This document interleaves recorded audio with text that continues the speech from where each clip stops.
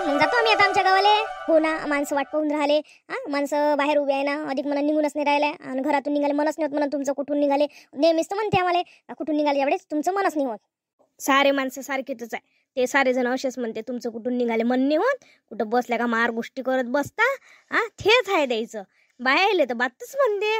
नवद्याची गोष्ट खरी आहे नाही का इनबाई, सांगा बरं तुम्ही. आपण बसलो का मार गोष्टी करत बसतो, निघाचं नावही घेत नाही.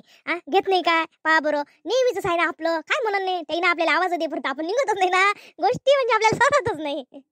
तसंच आहे म्हणूनच म्हणते बसा बसा थांबा आता जाच आहे. आम्ही काही आता अळवत नाही तुम्हाला, पण आम्हीच मला साड्या देतो. साड्या गिड्या कंपल्सरी आहे काय, जराच्या प्रथा मोडा लागत असते. नाही प्रथा आहे हे बरोबर आहे, पण आपण का तसं घेतो काय एकीमेकीले काही.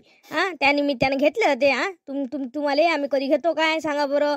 तर लग्नापासून तुम्ही आज पहिल्यांदा आल्या या वेळनं तशाच जाऊ देऊ का आम्ही तुम्हाला. नाही घ्यास लागते आमच्या इच्छे साड्या. हो साड्या आणल्या आम्ही, घ्या तुम्ही पहिले त्या.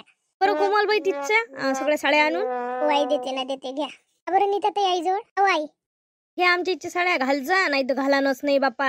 जा माहिती साडी घालते ना तुम्ही, एवढ्या प्रेमाने घेतल्यावर घेऊन घालणार नाही तर आता पुढच्या वेळेला तुम्ही जर आले ना तेव्हाच घालन मी ही साडी. घाल जा, चांगली साडी घेतली मी तुम्हाला. घाल जा नाही तर मग घालानच नाही. बाईन बाई कशा बोलून राहिला, पुढची इच्छी साडी घालत नसते का, घालन ना मी. चला बाईन बाई आता येतो. बाई कोमल आता येतो बाई, आता या मग तुम्ही साडेजण. नीता येचो नाही तर याचीनच नाही, एक डावाली नाही. नीता तू लग्न झाल्यापासून आली पाहिजे आम्हाला वाटत नाही काय.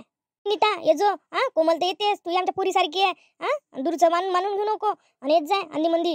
आई एखाद्या वेळेस जर काही काम गिम पडलं तर येतो. आता कसं निमित्तच नाही भेटलं ना कोणतं यायला, नाहीतर येत नाही का असं नाही आहे काही.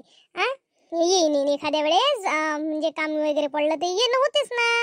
रोज नाही जा, नाही तर म्हणा तुम्ही इनबाई तुम्हाला बोलावलं नाही म्हणून. तुम्ही ये जा. फक्त काय कामाच्याच वेळेतच असते का, कधी आलं तर काय होते.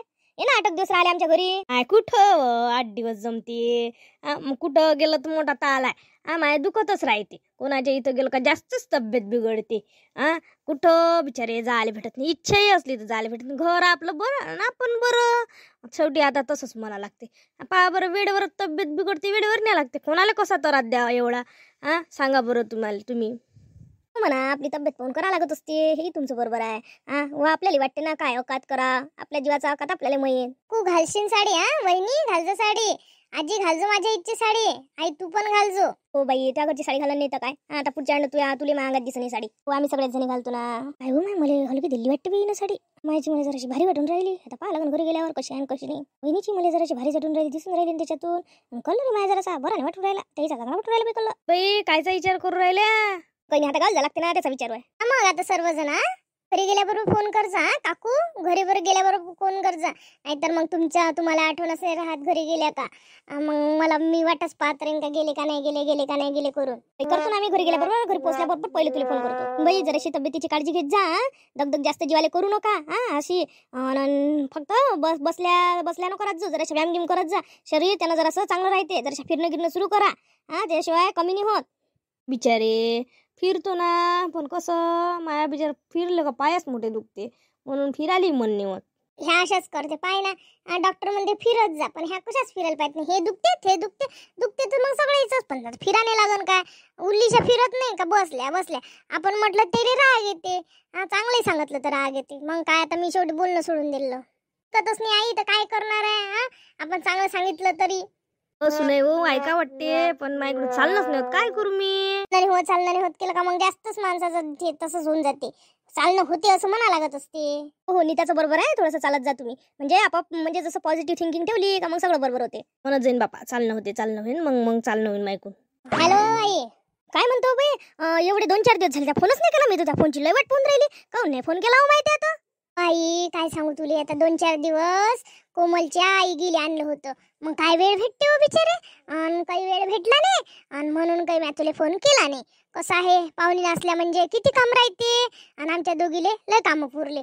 बहीण होती काही नव्हती, आम्ही दोघीच करो. आणि काय पाहुणे येईल म्हणा का आम्हाला करू लागा. आपल्या घरी 2 दिवस पाहुणे येते, निचनताईनं राहिले येते.